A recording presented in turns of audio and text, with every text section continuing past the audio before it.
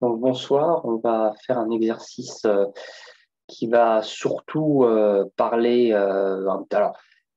puis on va parler des applications linéaires. C'est un théorème du point fixe, encore un, donc c'est pas le théorème de Banach-Picard.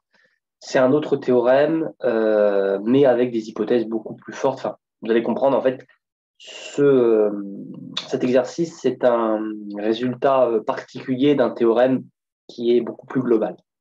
Donc on prend une application linéaire U de Rn dans Rn, donc nécessairement continue, puisque Rn est de dimension finie. On prend un compact convexe non vide de Rn et on fait en sorte que l'application U, l'application U reste stable, ou plutôt le compact convexe est stable par E, dit autrement. Il faut montrer que dans ces cas-là, eh bien, il existe un point fixe pour la fonction U avec un point qui appartient à ce compact convexe qu'on a appelé K. Donc au départ, on va prendre simplement en se disant, bon, bah, on va prendre simplement au début un élément, un point quelconque qui appartient à ce compact convexe.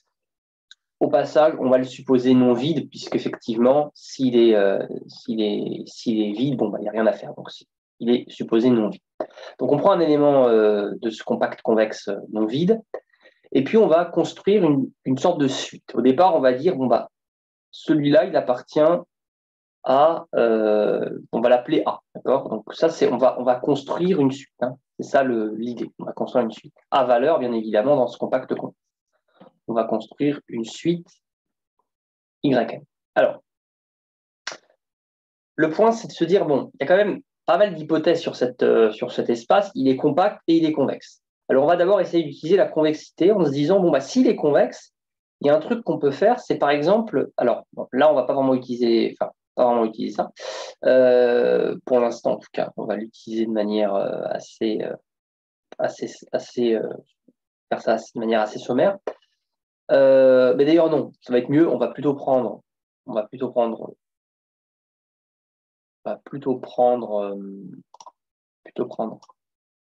Y1 d'ailleurs, Y1. Et Y2, on va dire que c'est A plus UA. Et on va tout faire diviser par 2 ou multiplier par 1,5. Et ça, on sait que ça reste alors ça, bien sûr, ça appartient à ça. Ça, on sait que c'est encore à valeur dans le compact par hypothèse.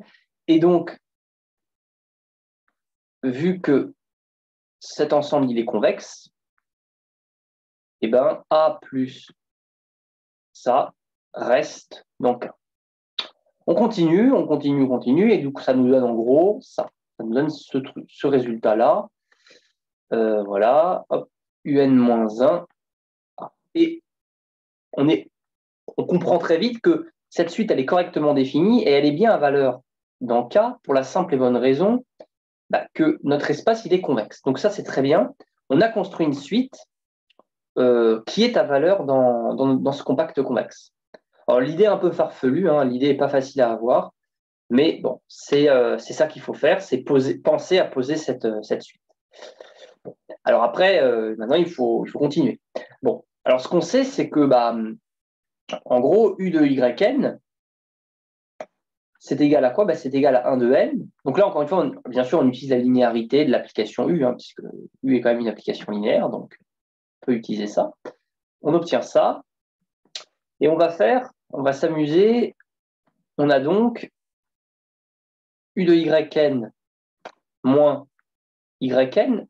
En fait, tous les termes vont s'annuler, parce qu'attention, hein, ici, ça reste 1 sur N. Okay, c'est 1 sur N. Donc, il n'y a pas de lien avec YN plus 1. Donc, ça reste bien 1 sur N, hein, pas de souci. Par linéarité, c'est bon. Donc, en fait, quand vous faites le calcul, vous vous rendez compte que tout va partir, sauf le A. Donc, alors, le A, bien évidemment, tout va être multiplié par 1 sur N, hein, mais donc ça va faire du coup A, donc, mais moins A, puisque c'est le A du YN qui reste. Et du côté du UYN, il reste U composé N fois A, et le tout divisé par N. On obtient ça. Bon. Mais, et ça c'est un point très important, parce que pour l'instant, on n'a pas vraiment utilisé la compacité. Pour l'instant, on ne l'a pas utilisé. Bon. Mais s'il est compact, cette suite-là en particulier, enfin, ce truc-là, il est encore, si vous voulez, alors pas cette suite en elle-même, mais la suite YN, elle est à valeur dans un compact. Donc, vu que YN est à valeur dans K, en particulier, il existe une sous-suite, d'accord, bon, je note ça, telle que, alors pardonnez-moi, je me suis trompé, il existe une sous-suite en fait qui tend vers un point particulier, qui tend vers un élément, on va l'appeler C, qui est à valeur dans ce compact de Rn. Et ça, c'est positif. C'est très intéressant parce qu'on a un autre point aussi. On a que du coup, alors, même si ce n'est pas non plus une évidence absolue, mais enfin, vous allez comprendre l'idée. Un autre point à remarquer, c'est que ce terme-là, c'est ça, donc le U composé n fois A moins A, mais c'est à valeur dans. Alors, c'est à valeur en fait dans le.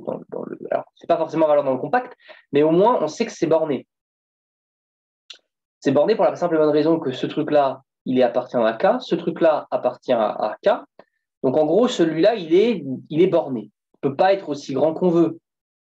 Parce que s'il était aussi grand qu'on voulait, ça contredirait le fait que notre K soit un compact. Okay, donc ça ne peut pas être aussi grand qu'on veut. Sauf que le n, il tend vers ce qu'on veut. Donc en fait, ce truc-là va tendre vers 0 en termes de normes, si vous voulez, puisqu'on est dans R puissance n, donc c'est en normes qu'on parle. Donc voilà, donc on a ça qui tend vers 0. En particulier, on vient de dire que on pouvait trouver une sous-suite extraite. Donc, si on applique ça à la sous-suite extraite, on obtient ça. Et donc, pas par définition, pas par définition, mais par continuité de notre application, on est en train en fait de dire que U de C converge vers C. Parce que ça tend vers U de C, puisque U est continu, puisque c'est une application linéaire dans un espace vectoriel de dimension finie. Et puis ça, par définition, ça tend vers C. Donc on a U de C qui tend vers C. Bon, dit autrement, qu'est-ce que ça veut dire? Alors, effectivement, on peut dire que c'est un peu bizarre de dire ça parce que U de C tend vers C alors qu'il n'y a pas de N. En réalité, on est en train de dire que U de C est égal à C, puisque la limite de ça moins la limite de ça égale 0. Donc là, il faudrait faire un passage à la limite. Alors, ça dépend comment on l'écrit. Soit on dit passage à la limite, soit on dit simplement que ça tend vers U de C, ça tend vers C, et donc ça tend vers 0, et donc U de C égale C. Donc, c'est ce qu'on va écrire. On a donc U de C qui est égal à C, avec C qui est à valeur dans le compact convexe qu'on va traiter. Donc, on a bien un point fixe. Un point fixe. Alors, on va revenir simplement après sur ce théorème, parce que, en fait, théorème beaucoup plus global. Il faut revenir un petit peu sur tout ce qu'on a fait. Donc, on a utilisé la convexité pour construire notre suite YN. On a utilisé le fait qu'il soit... Alors, bien sûr, on a utilisé aussi le fait que ce soit stable par ce compact convexe. Ensuite, on a utilisé le fait qu'il soit compact. En fait, on a plutôt utilisé le fait qu'il soit borné pour montrer qu'effectivement, ce terme-là tendait vers 0. Et là, on a utilisé effectivement la compacité pour montrer qu'il y avait une sous-suite extraite dans tout compact. Ensuite, on a utilisé la continuité de U, le fait donc qu'on soit en dimension finie a une importance. On aurait pu, bien évidemment, si l'application U avait été continue, on aurait eu aussi ce qu'on voulait, mais là, c'était directement puisque R puissance n est un espace égal de dimension finie. Et donc, c'est grâce à ça. Donc, on a bien utilisé toutes les hypothèses. Donc, ça veut dire qu'effectivement, les hypothèses ne sont pas superflues, ne sont pas du surplus, elles ne sont pas superflues. Par contre, c'est un point important, il y a un autre théorème beaucoup plus global qui s'appelle le théorème de Brouwer, qui vous dit que si vous prenez un compact convexe non vide dans un espace de Banach, donc un espace de Banach, c'est en gros un espace vectoriel auquel on a muni un produit scalaire et qui en plus de ça est complet. Donc la complétude, bon, c'est une notion qui n'est pas vue en prépa, mais qui est très importante en analyse fonctionnelle et dans plein d'autres cadres. Donc voilà, si vous avez ça, alors il existe un point fixe. Donc là, on a fait le cas un peu plus faible, puisqu'on a supposé en plus, quand même une hypothèse importante, que l'application U était linéaire. Ce qui n'est pas le cas dans le théorème de Brouwer. On n'a pas besoin de la linéarité, on a simplement besoin de ça. Donc c'est exactement le même théorème, sauf que dans le théorème de Brouwer, on enlève le fait d'être linéaire. Et aussi, on se restreint plus aux espaces R puissance n, mais aux espaces de Banach. Donc un peu plus global, mais voilà.